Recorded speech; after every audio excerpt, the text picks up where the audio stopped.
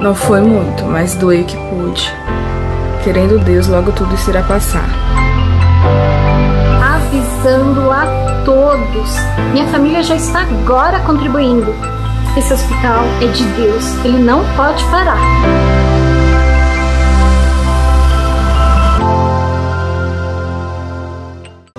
Por acima de tudo, amor. Nesse segundo bloco, recebo a doutora Ana Glenda, e que tem uma missão importantíssima como oncologista pediátrica, de fazer com que as pessoas saiam com capacidade, que as pessoas despertem a responsabilidade de olhar com outro olhar a doença na criança, se nós temos hoje, e falamos no primeiro bloco, da responsabilidade de fomentar no Brasil inteiro a consciência do câncer infantil e trabalhar para buscar esse câncer muito mais precoce do que nós recebemos. Nós temos já uma experiência de alguns anos de treinamentos presenciais. Esse ano vai ser virtual. Você tem a responsabilidade de fomentar, de capacitar. Eu acho que vai ser possível capacitar muito mais pessoas, enfermeiras e médicos, por ser virtual, né? Porque não cabia. O ano passado eu sei que veio muita gente, e eu acho como o que me impressiona mais dessa responsabilidade é que a gente vê falar sobre o câncer de mama e vê a mídia todo mundo coloca cartaz, fomenta muito o mês de outubro, mas na parte de capacitar o conhecimento a enfermeiras e a médicos, na prática é muito pouco. Eu acho que o melhor do câncer infantil é a responsabilidade que nós temos de capacitar, de falar e ajudar a pessoa a ter capacidade de soluções, achar soluções, como é que faz o procedimento para trazer essa criança precoce para o tratamento. Então, doutora, eu queria te perguntar como é que você está preparando, como é que vai ser esse ano com pandemia virtual, como é que vai ser? E qual você está vendo a diferença? Eu estou vendo que vai poder ter mais gente. E isso é possível, isso é bom? Como é que você vê esse processo? Eu acho que esse é o ponto mais importante. Acho que a pandemia trouxe para o mundo uma facilidade de comunicação, né? A gente consegue atingir um maior número de pessoas pela rede virtual. Então, nós tivemos o encontro, que foi uma live, né? Que aconteceu para mostrar alguns casos, exemplificar alguns casos para quem pôde participar, e agora nós vamos disponibilizar na virtual um curso à distância com alguns módulos. Então, ali a gente vai poder mostrar muitos casos, e todas as pessoas, todos os profissionais de saúde, não só médicos e enfermeiros, mas quem for profissional da saúde que tiver contato com pacientes, poderão se informar a respeito de quais são os sinais e os sintomas da criança com câncer. Porque, infelizmente, não são sintomas específicos, são sintomas inespecíficos. Então, para muitas doenças pode ter o mesmo sintoma. E o que a gente faz ali é mostrar exatamente isso. Quando que qualquer pessoa, não precisa ser médico, quando que você tem que se atentar e pensar, pô, isso pode ser um câncer. Então, eu posso encaminhar para uma rede especializada que vai avaliar essa criança e vai falar com certeza se ela tem ou se ela não tem. Mas você acha que vai ter diferença entre o curso, por exemplo, presencial? Vocês deram, por exemplo, alguns exemplos práticos no curso que ficou fácil de a pessoa entender que é difícil diagnosticar, e agora vai ser vai ser diferente a proposta de mostrar um exercício prático, vai ter no curso, assim? Isso, lá nós vamos mostrar vários casos, né? A intenção é que a gente mostre a epidemiologia, o número de pacientes, mas principalmente a gente mostre os casos, para que no momento em que você esteja com o doente na sua frente, o câncer infantil esteja dentre as suas hipóteses diagnósticas. E eu acho que a diferença agora é que a pessoa ela pode acessar esse curso a qualquer momento do ano. Então, antigamente, né, antes, nos anos anteriores, o que acontecia? Tinha a reunião, tinha o Passo que Salva, e depois tinha uma leva muito grande de pacientes que eram encaminhados para triagem aqui. E depois isso meio que amornava e diminuíam os casos que eram referenciados. Eu acho que agora, com a disponibilização, a pessoa pode entrar lá, assistir quantas vezes ela quiser a aula, e de repente isso pode ficar mais vivo ali no meio das hipóteses diagnósticas das pessoas, e elas encaminham durante todo o ano o maior número Qual o maior número de incidência de câncer assim que dá para buscar precoce? Neuro é um deles, que é mais, a criança está com uma dor de cabeça que não para. Por exemplo, eu estou falando como leigo, porque as pessoas em casa também gostariam de saber o que pode uma criança começar a ter que pensar em câncer. Na escola ela está com dificuldade de enxergar. Dá umas dicas aqui só para a gente... Os 3 tipos de câncer mais comuns são leucemia, linfoma e sistema nervoso central, tumor do sistema nervoso central. E isso dá para pegar assim? Isso, a diferença do adulto e da criança é que não existe fator predisponente para o câncer na criança, né?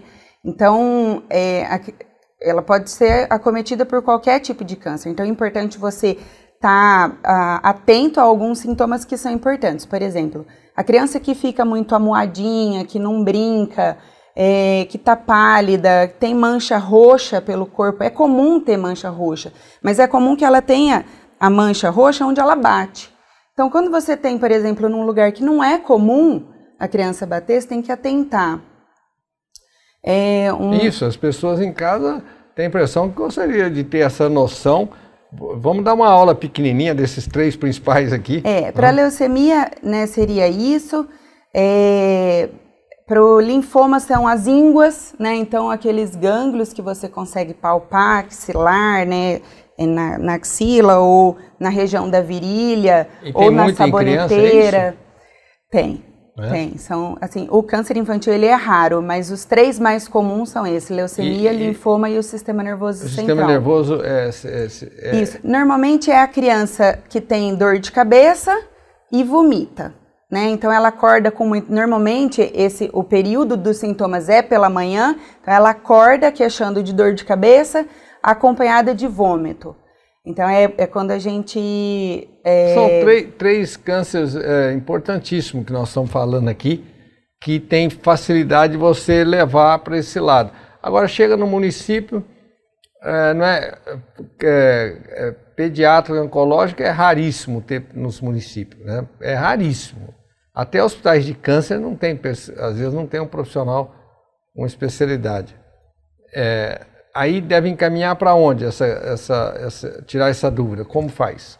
A gente tem um e-mail, que acho que eles vão colocar aqui, que pode mandar. Então é necessário que mande os documentos da criança, um relatório médico, né? É importante que ela passe pelo médico para ele fazer uma triagem, e ele vai contar a história, por que ele chegou nessa hipótese diagnóstica, e algum exame que leve a pensar no câncer. Então, não todos os exames, mas, por exemplo, um hemograma, no caso da leucemia e do linfoma, ou se tiver algum exame de imagem, no caso do sistema nervoso central. Bom, eu acho que deu para a gente dar uma passada, para vocês terem uma visão como que é importante, e que são coisas que a mãe, o pai, ou a professora, os cuidadores da criança podem observar. Doutora, eu queria que deixasse aí uma mensagem para as mães, principalmente para as mães que a mãe fica 24 horas no foco do filho. da importância do Passo que Salva. Nós vamos depois, como você disse, vai ser muito produtivo. A pandemia trouxe esse lado muito bom para nós. Nós estamos avançando muito na telemedicina e vamos então, hoje os cursos vão ser virtuais, vão ser muito mais produtivos, vai abranger muito mais pessoas. Deixa uma mensagem aí para as mães e para as famílias. O que você aconselharia elas terem, estudar, pensar um pouco nessa forma? A mensagem que eu deixo é: ninguém conhece melhor o seu filho do que você mesma. A mãe, o pai, ninguém conhece melhor. Então, se você realmente acha que tem alguma coisa que está fora do habitual, que ele não é desse jeito, eu não estou contente com os diagnósticos que estão dando, então procura mais uma vez, lembra o seu médico que existe o Passo que Salvam, que existe o Hospital de Amor, e encaminha precocemente, porque a gente aumenta a taxa de cura, né, que é o mais importante. E é essa a missão do Hospital do Amor. Quero que vocês agora assistam um pouquinho do curso, um curso que vai ser diferente do que nós fazíamos. Fiquem aí agora assistindo e aumentando o seu conhecimento. No terceiro bloco nós vamos ter vamos aprofundar mais o cuidado com essas crianças. Fiquem aí que vocês vão adorar. Diferentemente da leucemia, né, a gente está lidando neste momento especificamente com esse tumor com um tempo diferente. Essa questão comentada com o Dr. Luiz do adolescente e a busca dele pela independência, pela sua autonomia, faz com que ele realmente se retraia e ele esconda mesmo os sinais, os sintomas da sua família. E como muitas vezes elas são após uma queda, isso é considerado normal. Caí, bati, machuquei, geralmente eles vão ao médico, faz um raio-x, não tem uma fratura ou tem algo que é considerado simples. Mas para a gente perceber, o que nós vimos no caso anterior de 7 dias para os pais perceberem algum sinal, nos tumores ósseos, eles levaram pelo menos 30 dias para dentro de casa alguém perceber que esse paciente tinha algum sinal e sintoma sugestivo de um tumor ósseo. Mais uma vez, as unidades de saúde que são procuradas por esses pacientes, né, por essas famílias, são profissionais que têm que estar atentos, então, ao sinal das leucemias, ao sinal dos tumores ósseos, a entender esses sinais e sintomas que podem ser algo benigno, mas que também pode ser algo maligno. E que a expertise, esse olhar do profissional vai fazer a diferença na sobrevida desse paciente. No caso dos tumores ósseos, como a gente trouxe aqui, a maioria deles também procurou como primeiro atendimento uma unidade básica.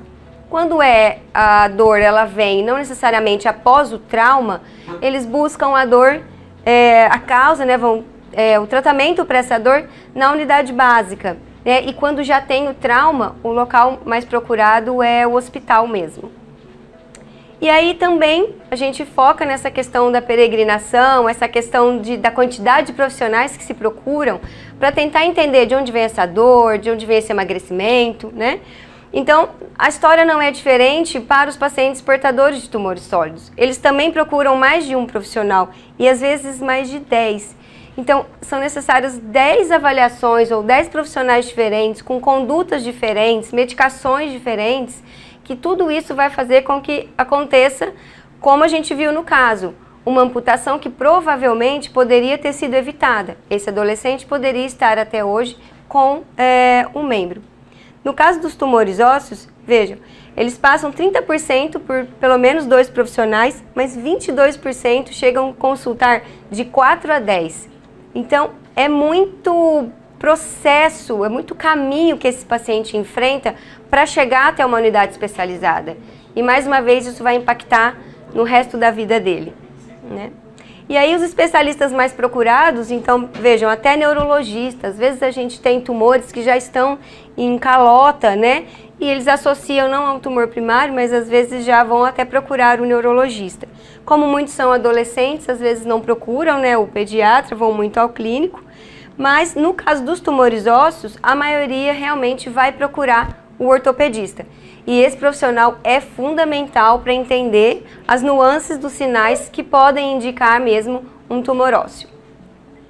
E aí, novamente, né, as famílias não estão contentes ou não estão satisfeitas com a primeira, segunda, terceira ou até a 10ª opinião.